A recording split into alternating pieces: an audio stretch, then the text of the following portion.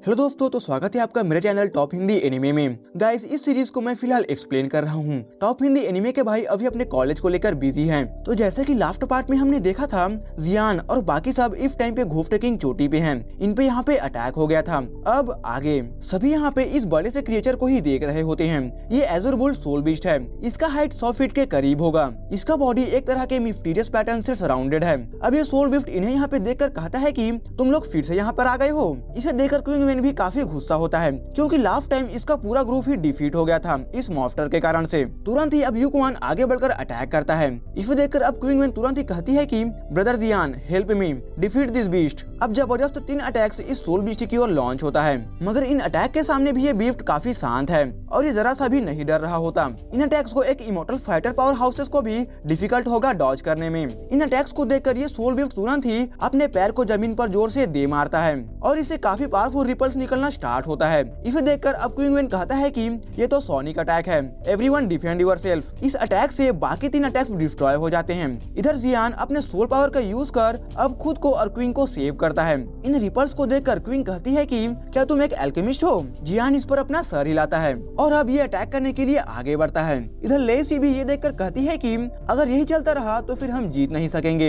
इधर soul beast की नजर में ये सभी एक चींटी से कम नहीं है। हालांकि इसके हंसी को देखकर जियान कहता है कि तुम काफी जल्दी हंस रहे हो। अब ये अपने होली फ्लेम को रिलीज करता है, जिसे देखकर अब ये सोल बीस्ट भी कहता है कि होली फ्लेम। जियान को देखकर अब ये सोल बीस्ट कहता है, बच्चे लगता है कि मेरा किस्मत काफी अच्छा है कि तुम मेरे पास ही खुद चलकर आ गए हो। अगर मैं तुम्हें डिवोर कर लेता हूँ तो फिर मैं आसानी से कट ऑफ स्टॉप को पार कर सकता हूँ। मुझे लगता है कि तुम्हारे होली फ्लेम के पावर के कारण से मैं 3 और 4 लेवल के कट ऑफ स्टॉप को पार कर सकता हूँ। इधर जियान भी जानता है कि एक इमॉर्टल लेवल का सोल बीस्ट काफी पावरफुल होता है। ये ह्यूमन फॉर्म को भी अचीव कर सकता है अपने कल्टीवेशन में। अगर ऐसा होता है तो फिर इसका इंटेलिजेंस काफी हाई हो जाएगा। इधर युक्वान भी जियान को देख रहा है कि इस सोल बीस्ट के सामने खड़ा हुआ है। इस सोल बीस्ट का वुड प्रॉपर्टीज है और युक्वान का विंड एट्रीब्यूट है। जब से ये घोफ्ट किंग सिटी को छोड़कर यहाँ पे आया है, ये यहाँ पे गोस्ट मूनवेल को देखना चाहता है। अब जियान और सोल बीस्ट का फाइट स्टार्ट होता है। सोल बीस्ट अपने दोनों हॉर्न से जियान को हिट करना चाहता है। इधर जियान भी अपने हैवी शॉट को निकाल चुका है और अब ये इसके चेस्ट पे हिट करता है। इस कोलिजन के द्वारा जियान सोल बीस्ट के अटैक को फील करता है कि ये कितना ज्यादा पावरफुल है और ये कितना ज्यादा डैमेज कर सकता है। हालांकि जियान इसे किसी तरह से रेजिस्ट कर रहा होता है, बट सडनली ये फील करता है कि इन हॉर्न से एक अलग ही तरह की पावर इमिट हो रहा है। जियान तुरंत ही पीछे हटता है। हालांकि ये खुद के सोल पावर और होली फ्लेम के पावर से इसे रेजिस्ट कर सकता था, मगर ये ऐसा नहीं करता है। इधर सोल बीस्ट सोच रहा है कि क्या इस बच्चे को पता नहीं है कि एक होली फ्लेम को कैसे यूज करते हैं। अभी इस एज़ुर बुल सोल बीस्ट का पावर डाउजिए 1 स्टार के मिडिल स्टेज में है और इधर जियान अभी सिर्फ डाउली के पीक पर ही है। इधर सोल बीस्ट अब जियान की ओर आगे बढ़ता है। इसका हॉर्न भी अब बड़ा हो चुका है। इधर जियान इसे आता हुआ देखकर स्माइल करता है और अब इसे एक आइडिया आता है और अब ये सुसाइड करना चाहता है, मतलब कि खुद को डेंजरस सिचुएशन में डालना चाहता है। लास्ट टाइम सोल ईटर ने कहा था कि अगर ये कोई डेंजरस सिचुएशन में पड़ता है तो फिर फ्लेमिंग बिफ्ट निकल कर सामने जरूर आएगा। अब जियान भी कहता है कि ओके, सामने निकल कर आ जाओ। हालांकि इधर सोल बीस्ट का हॉर्न जियान के काफी नजदीक आ जाता है और अब ये आकर जियान के होली फ्लेम क्रिस्टल से टकराता है। जियान तुरंत ही अब पीछे हटता है। जियान देखता है कि 2 होली फ्लेम के क्रिस्टल्स काफी ज्यादा पावरफुल ऑरा को रिलीज कर रहे हैं और अब फ्लेमिंग बीस्ट भी आ चुका है, जो कि इसके बॉडी के अंदर ही रहता है। फ्लेमिंग बीस्ट अपने सामने सोल बीस्ट को देखकर अब जोर से दहाड़ लगाता है। दूसरे लोग यहाँ पे इस फ्लेमिंग बीस्ट को देखकर काफी सरप्राइज हैं कि ये अचानक से कहां से आ गया है। इधर ये एज़ुर सोल बीस्ट फ्लेमिंग बीस्ट को देखकर फील करता है कि ये किंग ऑफ बीस्ट है और इसके दिल में भी डर पैदा हो जाता है। एज़ुर सोल बीस्ट कहता है कि बच्चे, तुम इस सोल बीस्ट को कहां से लेकर आ गए? इसकी ओर देखकर जियान स्माइल कर रहा होता है। जियान ने अपने डाउडी के फ्लो को बंद किया और इसे सील किया। तुरंत ही अब फ्लेमिंग बीस्ट को निकलकर सामने आना पड़ गया। इधर एज़ुर सोल बीस्ट कहता है कि इन 7 रियल्म्स में काफी बीस्ट और सोल बीस्ट हैं, मगर इन सभी बीस्ट और सोल बीस्ट में कहा जाता है कि एक बीस्ट है जो सभी बीस्ट का किंग है, जिसके पास काफी ज्यादा खतरनाक पावर्स होता है और ये एक ट्रू ओवरलॉर्ड है। लास्ट टाइम जब सभी ने यूरिस से मिलकर एक साथ फाइट किया था तो फिर उस टाइम में ये किंग ऑफ बीस्ट भी डिसअपीयर हो गया था। सोल बीस्ट कहता है, मैं उम्मीद भी नहीं कर रहा था कि मैं इसे यहाँ पे देखने वाला हूँ। ये कहता है कि जब मैं बच्चा था तो फिर ये किंग ऑफ बीस्ट मेरे क्लान को डिस्ट्रॉय कर दिया था। एज़ुर सोल बीस्ट कहता है कि तुम्हें पता भी है कि किंग ऑफ बीस्ट क्या खाना पसंद करता है। इसकी बातों को सुनकर जियान भी गेस कर लेता है। हालांकि सोल बीस्ट कहता है कि इसे ह्यूमंस के डाउकी को खाना पसंद है और इसे फ्लेम्स तो और भी काफी अच्छा लगता है। अब ये सुनकर जियान का भी एक्सप्रेशन टोटली चेंज हो चुका है। एजुर सोल बीस्ट कहता है लास्ट ग्रेट वार में तोसे God king of all beast के साथ में डिसअपेयर हो गए थे। कहा जाता है कि दोनों रीइंकार्नेशन प्रोसेस में चले गए थे, तब से अब तक कोई भी नहीं दिखा है। अब ये सुनकर जियान का होश ही उड़ चुका है कि अगर ये डाउकी को फ्लेम को डेवोर करता है फिर ये अब क्या करेगा, इसका डाउकी सी का प्रॉब्लम कैसे खत्म हो सकता है। इधर सोल ईटर जियान के माइंड में कहता है कि ये फ्यूचर में जब ग्रो करेगा तो फिर तुम्हारा काफी ग्रेट हेल्पर बन सकता है। सोल ईटर कहता है कि किंग ऑफ बीस्ट एक काफी पावरफुल बीस्ट है जो कि मुझसे भी ज्यादा पावरफुल है। ये सभी क्रिएचर्स का किंग है सिर्फ ड्रैगन फैमिली को छोड़कर। इधर फ्लेमिंग बीस्ट भी कहता है कि ठीक है फिर मैं इन लोगों को रोकता हूँ। यूकुआन फ्लेमिंग बीस्ट की ओर देख रहा होता है। अब जियान भी ये सुनकर इन्हें थैंक्स कहता है। जियान ने अगर अपने डाउकी सी के प्रॉब्लम को सॉल्व नहीं किया तो फिर ये कभी भी डाउ जियान पे एडवांस नहीं कर सकेगा। इधर यूकुआन इस सीन को देखकर कहता है कि लगता है कि ये सोल बीस्ट अब जियान को घोस्ट मूनवेल में एंटर करने देने वाला है। अब ये तुरंत ही कहता है कि सभी मेरे साथ फोर्सेस को ज्वाइन करो और इस सोल बीस्ट को किल करो एक साथ मिलकर। इधर क्विंगमैन भी इस सीन को देखता है और कहता है कि इस तरह का थिंग सिर्फ एक किस्मत वाले के लिए ही होता है और फिर ये किंग के साइड में आ जाता है और हंसता है। इधर अब जबकि किंग फैमिली भी जियान के साथ में है तो फिर सोल बीस्ट इन्हें भी पास करने देता है। इसे देखकर यूकुआन काफी गुस्सा होता है और अब ये कहता है कि मैं इस सोल बीस्ट को मार डालूंगा। यूकुआन को पता है इस घोस्ट मूनवेल के स्टोरी के बारे में और इसके अंदर काफी ट्रेजर्स भी तो हैं। जियान, क्विंगमैन और क्विंग तीनों अब इस घोस्ट मूनवेल के अंदर जा रहे होते हैं। जाते हुए जियान सोल ईटर से अपने बॉडी के बारे में पूछता है।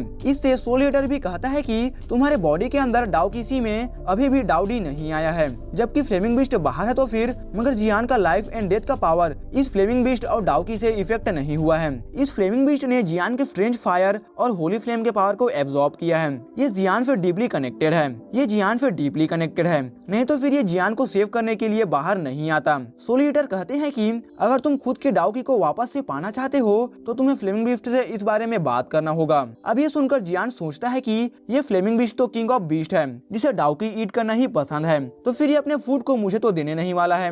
जियान अब देखता है कि दूसरे को सोल बीस्ट रोके हुए है और इसके सामने फ्लेमिंग बीस्ट है। क्विंगमैन और दूसरे भी अभी इसके पास नहीं है, वो पीछे में है। फिर जियान अपने डाउकी सी के प्रॉब्लम को सॉल्व करने के बारे में सोचता है। जियान अब फ्लेमिंग बीस्ट को देखकर अब कहता है कि तुमने मेरे बॉडी के अंदर, मेरे डाउकी के अंदर सभी डाउकी को डेवोर कर लिया है और साथ ही साथ मेरे 23 डिफरेंट फ्लेम के पावर को और होली फ्लेम के पावर को तुम्हें मुझे मेरा डाउकी देना होगा। फ्लेमिंग बीस्ट जियान की बातों को सुनता है। ये भी जानता है कि इसने जियान के बॉडी में रहकर इसके काफी सारे पावर्स को डिवोर किया है। अगर ये ऐसा ना करता तो फिर ये अपने बॉडी के अंदर के डाउकी और डाउकी सी को कंप्रेस कैसे करता है। थोड़ी देर बाद अब फ्लेमिंग बीस्ट के मुंह से लाइट इमिट होती है और जो पावर गैदर होना स्टार्ट होता है ये एक डाउडी पीक के बंदे को किल कर सकता है। जियान इसे देखता है, ये पावर काफी ज्यादा कंप्रेस होता है और ये साइज में काफी छोटा भी है। जियान जानता है कि जब कोई डाउडी के पीक पे चला जाता है तो फिर उसे अपने बॉडी के अंदर में डाउडी को कंप्रेस करना होता है और फिर डाउकी सी को, तब जाकर एक पर्सन डाउ जियान लेवल पे जा भी सकता है।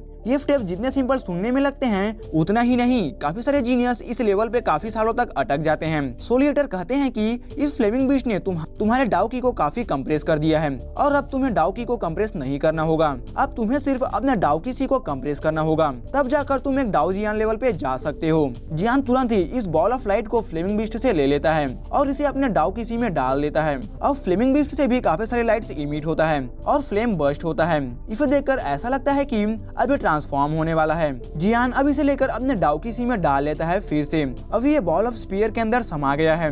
जब ये फुली ट्रांसफॉर्म हो जाएगा फिर ये सामने आएगा। इधर क्विंगमैन और क्विंग दोनों ही आ जाते हैं। जियान के पास क्विंगमैन जियान से कहता है कि मैंने नहीं सोचा था कि ब्रदर जियान इस तरह के बीस्ट को भी लेकर आएंगे। जियान इनसे कहता है कि मैं कुछ पिल्स को लेकर आया था जिससे मुझे हेल्प हुआ इस तरह के पावर्स को दिखाने में। जियान यहाँ पर इन दोनों से पूरी बात को छिपा लेता है। अब जियान तुरंत ही सब्जेक्ट को चेंज करते हुए कहता है कि तो क्या यह घोस्ट मून वैली रेडी है जाने के लिए। क्विंगमैन कहता है कि आज मून काफी ब्राइट है मगर कल फुल मून दिखेगा, तभी इस घोस्ट मून वेल का एंट्रेंस भी ओपन होने वाला है। हालांकि इसे अभी ओपन करना इम्पॉसिबल भी नहीं है। क्विंगमैन और क्विंग दोनों ही एक दूसरे को देखते हैं। फिर इस टाइम पे ये एयर में फ्लोट कर रहे हैं। ये दोनों के एक्शन से ग्राउंड से सिल्वर लाइट निकलना स्टार्ट होता है। ये कुछ ऐसा है कि ये इस टाइम पे फुल मून से निकलने वाले लाइट के जैसे लाइट को प्रोड्यूस करते हैं ताकि ये घोस्ट मून वेल इसे रेजोनेट कर सके। क्विंगमैन तुरंत ही अपने अपने रिंग से और भी ज्यादा ब्राइट सिल्वर लाइट को निकालकर इस घोफ्ट मून वेल पे डालना स्टार्ट करता है। अब काफी व्हाइट सिल्वर मिस्ट फैलना स्टार्ट करता है।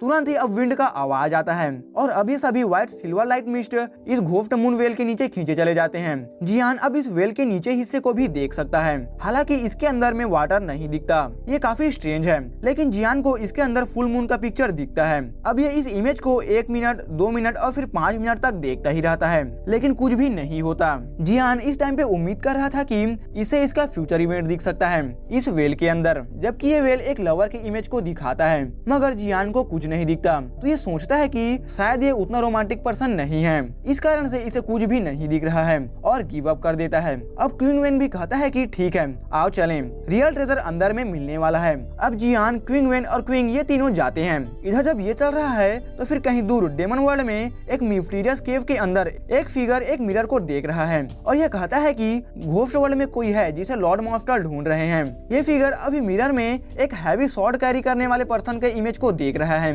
इधर इसके आवाज को सुनकर अब इस केव के बाहर काफी सारे फिगर्स कहते हैं कि लॉर्ड लॉन्गलैंग क्या हुआ। ये सभी की आंखें एक डेमोनिक आई जैसा दिख रहा है। घोफ्ट एनर्जी काफी भयानक और काफी स्पूकी होता है और डेमन एनर्जी काफी पावरफुल और ग्रीन होता है। ये फिगर्स डिफरेंट शेप्स के हैं, जैसे कि tiger head person, wolf head person. ये सभी अब केव के अंदर एंटर करते हैं।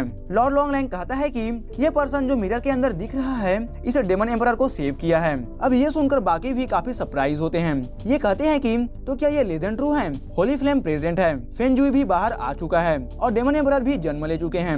Lord demon emperor demon world के ट्रू ओवरलॉर्ड हैं। ग्रेट 1000 वर्ल्ड के लास्ट बैटल में लॉर्ड डेमन एम्परर को सप्रेस कर लिया गया था और तब से ये डेमन वर्ल्ड में नहीं है। अब ये कहता है कि ये जो ह्यूमन है जिसके पास होली फ्लेम और फेंजुए है, ये डेफिनेटली हेल्प कर सकता है डेमन एम्परर के सील को ब्रेक करने में। अभी डेमन वर्ल्ड 3 पार्ट में डिवाइडेड है और तीनों टेरिटरी के लॉर्ड एक दूसरे पे अटैक कर एक दूसरे के टेरिटरी को हथियाने का ट्राई करते हैं। अब ये लॉन्गलैंग कहता है कि अगर हम निकलते हैं तो फिर दूसरे फोर्सेस डेमन वर्ल्ड के हम पे स्पाई भी कर सकते हैं।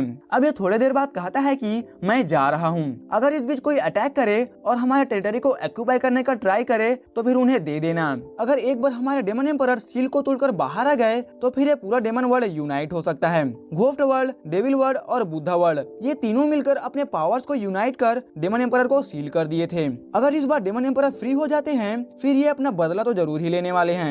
जब ड्रैगन वुल्फ कहना बंद करता है फिर ये यहाँ से निकलता है। अब दूसरे डेमन वर्ल्ड ये देखकर कहते हैं कि लॉर्ड लॉन्गलैंग अभी भी डेमन एम्परर के प्रति काफी लॉयल हैं। उम्मीद करते हैं कि लॉर्ड लॉन्गलैंग के जाने का खबर और उस ह्यूमन का खबर दूसरों को पता न चला हो। लॉर्ड लॉन्गलैंग अब इस केव को छोड़कर एक मिस्टीरियस जगह पर आ जाते हैं। सभी वर्ल्ड में एक मिस्टीरियस जगह होता है, जैसे कि घोफ्ट वर्ल्ड में घोफ्ट केव है तो डेमन वर्ल्ड में डेमन फेट केव है। ये ब्लैक डेविल ड्रैगन वुल्फ कहता है कि इस केव के अंदर काफी भयानक और पावरफुल एनर्जी है। ये जल्दी ही इस केव के अंदर में एंटर करता है। इस केव के अंदर बुद्धा एनर्जी भी प्रेजेंट है। अब इस केव से आवाज आता है, क्या हुआ ड्रैगन वुल्फ? ड्रैगन वुल्फ कहता है कि सर, जिस पर्सन का तलाश हमें था वो आ चुका है। इस केव के अंदर डेमन एम्परर सील थे, इसे 3 वर्ल्ड के लोग मिलकर सील कर दिए हैं। ये कहता है कि वो कहाँ पे है। इस बात से ये भी काफी ज्यादा खुश है। अब ड्रैगन वुल्फ कहता है वो अभी घोस्ट वर्ल्ड में अपीयर हुआ है, मैं जाकर इसे लाता हूँ माय लॉर्ड। इस पे ये डेमन एम्परर कहता है कि ड्रैगन वुल्फ, तुम 3 में से सबसे वीकेस्ट हो, मगर तुम काफी समझदार हो, मैं तुम्हारे सक्सेस का ही उम्मीद करता हूँ। घोस्ट वर्ल्ड का जर्नी काफी डेंजरस हो सकता है, तुम्हें केयरफुल रहना होगा। अब ड्रैगन वुल्फ भी यहाँ से निकल जाता है घोस्ट वर्ल्ड की ओर। इधर जियान और इसके ग्रुप अभी भी घोस्ट मून वेल के अंदर हैं। जियान को इस वेल के अंदर आते हुए इसके सोल को फील होता है कि कोई डेमन वर्ल्ड से इसे नोटिस कर रहा है, क्योंकि जियान अभी ग्रीन एनर्जी को फील किया था। सोलिएटर भी कहते हैं कि घोस्ट वर्ल्ड डेमन वर्ल्ड से काफी दूर है, तो ये एक इल्यूजन भी हो सकता है और ये इस बात का ही उम्मीद करते हैं। जियान और बाकी इस टाइम पे इस वेल के अंदर में एंटर कर रहे हैं। ये वेल भी काफी 1000 मीटर लॉन्ग है। जब ये नीचे इस वेल में पहुंच जाते हैं फिर इनको वाटर स्प्रिंग दिखता है और एक डार्क पैसेज जो कि कहीं पे भी लीड करता है और शायद इन्हें इसी रास्ते से आगे भी जाना है। जियान भी इसे देखता है और कहता है कि ठीक है, आओ चलें, रियल ट्रेजर भी आगे ही होगा। अब ये तीनों इसके अंदर जाना स्टार्ट करते हैं। जियान अपने फ्लेम से यहाँ पे रोशनी करता है ताकि उजाला हो सके।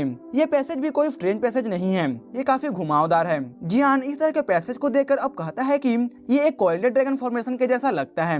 इस तरह का फॉर्मेशन ट्रेजर्स को प्रोटेक्ट करने के लिए यूज किया जाता है। हालांकि जियान अपने core of life type encryption का यूज कर अब इस पैसेज को चेक करता है। फिर ये कहता है कि डोंट वरी, मेरे पास एक रास्ता है। अब ये दोनों भी एक दूसरे को देखते हैं, फिर जियान का पीछा करते हैं। अब आगे बढ़ते हुए ये तीनों एक डोर पे आ जाते हैं और ये डोर भी साइड में काफी बड़ा है। इस टाइम पे जियान काफी कॉन्फिडेंस है कि इसके अंदर एक पिल हॉल है, क्योंकि ये ऑलरेडी चेक कर चुका है। अब ये डोर को ओपन करना स्टार्ट करते हैं। इस पत्थर के डोर के खुलते ही अंदर में काफी सारे स्टोर्स दिखते हैं और काफी बड़े बड़े पिलर्स दिखते हैं। मेडिसिन रिफाइनिंग कॉल्ड्रॉन भी दिखता है। यहाँ पे एक पिल पैलेस है। घोफ्ट वर्ल्ड में एल्केमिस्ट काफी रेयर होते हैं और इस कारण से इनका काफी ज्यादा हाई स्टेटस भी होता है। घोफ्ट वर्ल्ड में इतने सारे स्टोव्स और कॉल्ड्रॉन को देखकर ये तो कहा जा सकता है कि इस एल्केमिस्ट का रैंक लो नहीं हो सकता है। क्विंगमैन और क्विंग भी इस सीन को देखकर काफी सरप्राइज हैं। यहाँ स्टोन पिलर्स जो हैं ये पिल हॉल के किनारे में हैं और इन पिलर्स पे लाइट सोर्स भी है।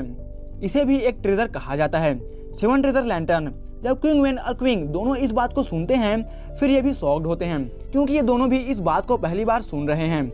यहाँ पे कुछ सोल्जर्स भी हैं और ये इन स्टोव्स और लैंटर्न के पास खड़े होते हैं, जैसे कि ये ट्रेजर्स को गार्ड कर रहे हैं। ये गार्ड्स भी ह्यूमंस की तरह ही दिख रहे होते हैं, मगर ये डेड हैं। इनके ऊपर ह्यूमन का सिर्फ स्किन है। ये एक तरह के पपेट्स हैं। ये जगह भी काफी भयानक फीलिंग देता है। इसे देखने पे अब जियान अपने सोल पावर से इस जगह को चेक करता है। इसे भी कुछ डेंजरस फील नहीं होता है। जियान कहता है कि आओ देखते हैं कि इन कैल्डन्स में अभी भी मेडिसिन पिल्स हैं या फिर नहीं। जियान अब एक कैल्डन के पास आता है, फिर अपने सोल पावर का यूज करके इसे ऑन करता है। फिर कुछ पिल्स निकलकर इसके बॉटल्स में आ जाते हैं। इसे देखकर क्विंगमैन और क्विंग दोनों ही सरप्राइज हैं कि इसके अंदर मेडिसिन पिल्स हैं। हालांकि इन बॉटल्स में ये पिल्स एक दूसरे के साथ फ्यूज हो जाते हैं और व्हाइट स्मोक निकलना स्टार्ट होता है। जैसे ये होता है फिर ये सोल्जर्स भी एक्टिवेट हो जाते हैं। इसे देखकर जियान कहता है कि नॉट गुड। इन पपेट्स में जो वीकेस्ट है इसका पावर डाउडी पीक पे है।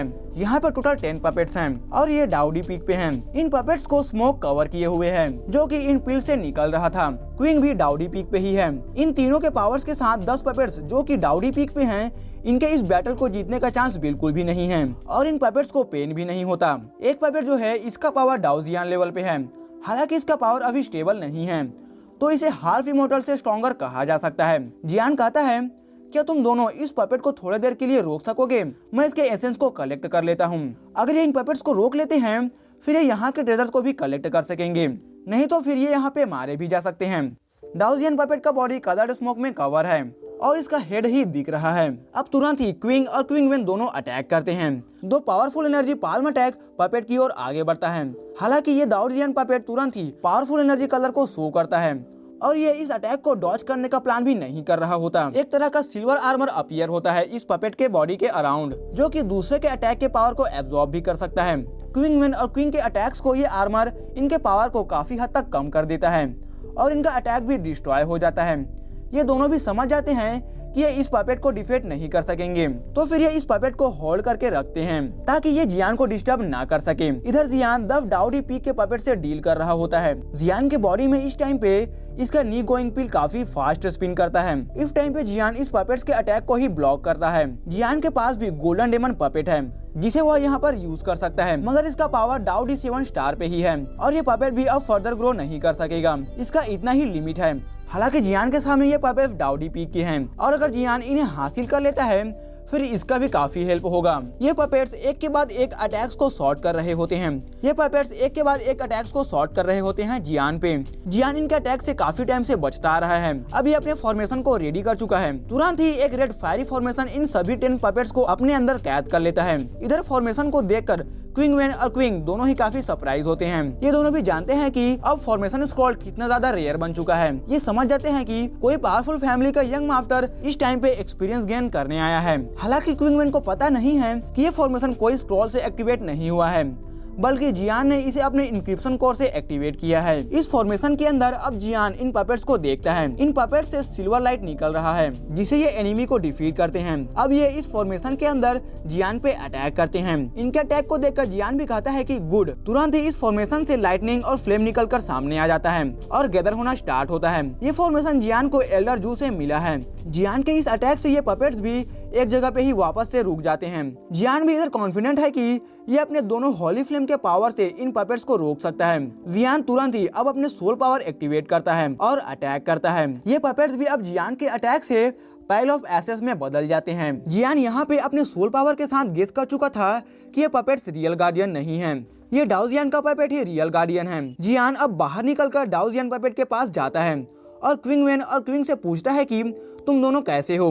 ये दोनों किसी तरह से इस पपेट से डील कर रहे होते हैं। जब इन्हें पता चलता है कि जियान अभी इन पपेट्स को डिफीट कर चुका है तो फिर ये भी काफी सरप्राइज होते हैं। क्विंग सोचती है कि अगर ये 10 डाओ डी पीक के पपेट्स को डिफीट कर सकता है तो फिर इसका पावर सच में काफी ज्यादा हो सकता है। अब किंग पीछे हट जाती है। काफी टाइम से फाइट करने के बाद अब ये पावरलेस फील करती है। क्विंग वेन जियान का हेल्प करने का डिसाइड करता है। जियान अब इस पपेट पे अटैक करता है। हालांकि ये डाओ जियान का पपेट जियान के अटैक को भी डॉज करने का नहीं सोच रहा होता। ये देखकर जियान तुरंत ही अपने 7th लेयर स्काई ब्रेकिंग लूर से अटैक करता है। हालांकि पपेट जियान के अटैक को अपने हाथों से ब्लॉक करता है और जियान के हैवी शॉट से पावर निकलकर इस पपेट के बॉडी में प्योर एनर्जी में ट्रांसफर होकर एंटर करता है। अब पावर एब्जॉर्ब कर इस पपेट का पावर डाओ जियान 1 स्टार अर्ली स्टेज में आ जाता है। जियान अब पीछे हटता है और कहता है कि ये काफी वियर्ड है। हालांकि इसे जीत पाना डिफिकल्ट नहीं है मगर इसके बॉडी के आर्मर को सॉल्व करना होगा। जियान कहता है कि कुछ समय के लिए मुझे कवर करो, इसके पास एक आइडिया है। क्विंग वेन जब देखता है तो कहता है कि जियान के पावर को एब्जॉर्ब करने के बाद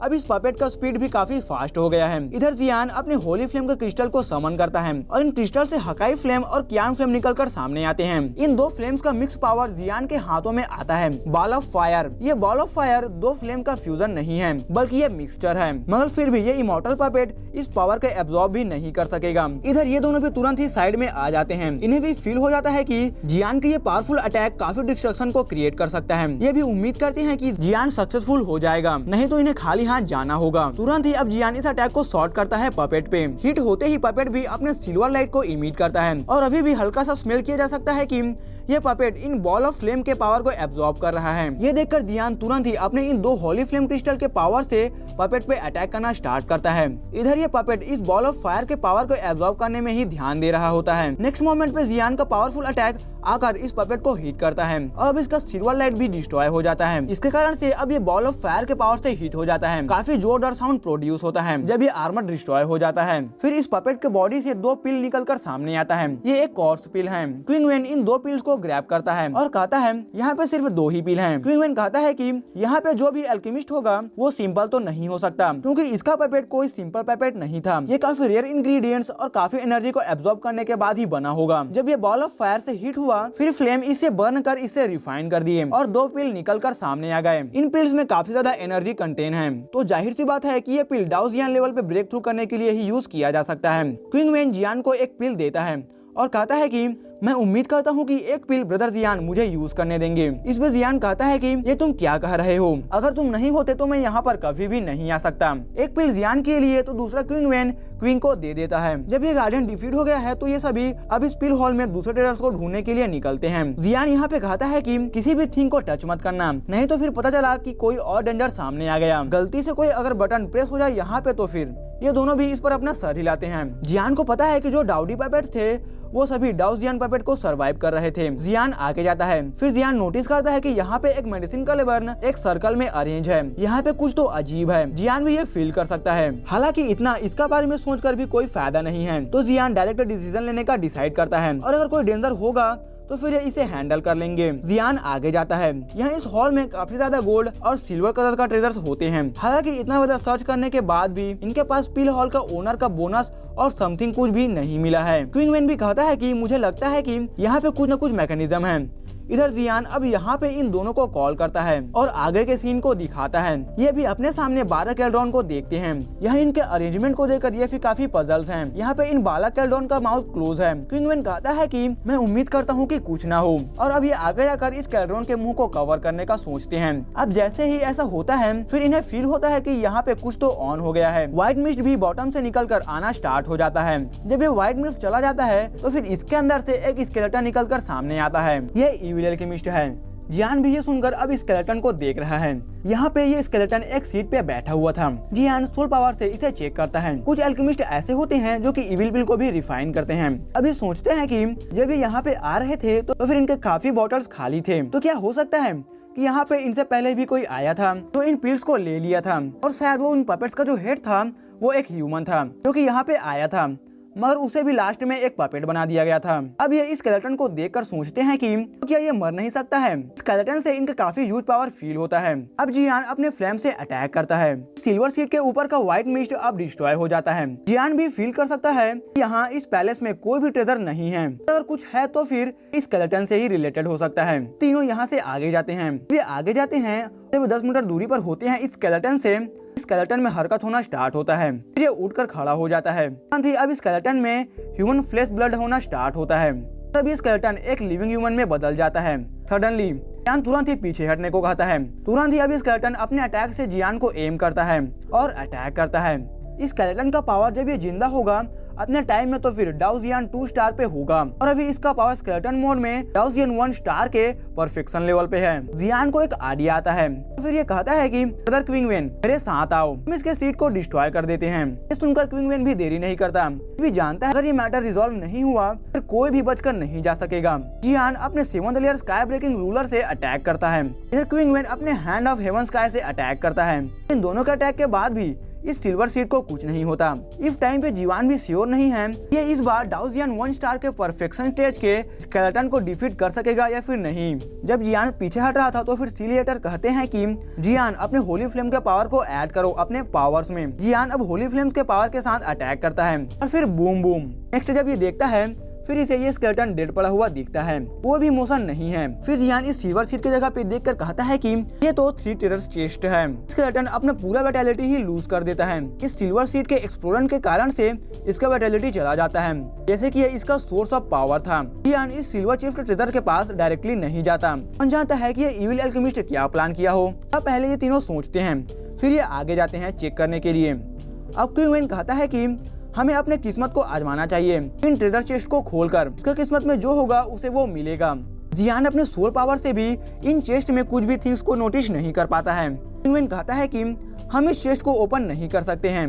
ऐसा लगता है कि क्विंगवेन मिडिल चेस्ट को पॉइंट करते हुए एक स्मॉल गैप को दिखाता है। इस तरह का ट्रेजर चेस्ट सील होता है। अगर कोई भी की ना हो तो फिर इसे ओपन करने का भी कोई रास्ता नहीं होगा। अगर इसे फोर्सली ओपन किया जाए तो फिर इसके अंदर का ट्रेजर भी डैमेज हो सकता है। क्विंगवेन इस स्केलेटन की ओर इशारा करता है और कहता है कि इसे देखो, इसके रिब्स पे कुछ थिंग्स पॉइंट है, जैसे कि ये इस चेस्ट का की हो। अब जियान भी सोचता है कि खड़े होने से कुछ नहीं होगा। फिर अब ये आगे जाकर अब स्केलेटन के रिब को तोड़कर एक छोटा सा हिस्सा लेकर आता है और इन ट्रेजर चेस्ट की ओर आगे जाता है। फिर ये इस चेस्ट के की होल में इस स्केलेटन के रिब का एक टुकड़ा डालता है। तुरंत ही अब मेटल का साउंड आता है, जैसे कि अंदर का लॉक जो है वो खुल गया हो। अब ये सुनकर दूसरे भी अपना चेस्ट को ओपन करने आगे बढ़ते हैं। जियान इधर सोच रहा है कि इसके चेस्ट के अंदर किस तरह के ट्रेजर्स होंगे। जियान को इसके अंदर एक पीस ऑफ वुड दिखता है, जिससे काफी ज्यादा लाइफ फोर्स को फील किया जा सकता है। जियान तुरंत ही फील करता है कि इसके अंदर वुड एट्रीब्यूट्स हैं। और इसी के साथ ये एपिसोड यहीं पर खत्म हो जाता है। इस पार्ट के लिए इतना ही दोस्तों। आगे की स्टोरी हम नेक्स्ट पार्ट में देखेंगे। कमेंट में मुझे जरूर बताना कि ये पर्सन है कौन। मैं आपके लिए ये सिंपल पजल छोड़ देता हूँ, और कमेंट में मुझे ये भी बताएं कि एपिसोड आपको कैसा लगा। और वीडियो अच्छा लगा हो तो वीडियो को लाइक जरूर से करें और चैनल को सब्सक्राइब भी जरूर से कर लेना ऐसे ही वीडियोस के लिए।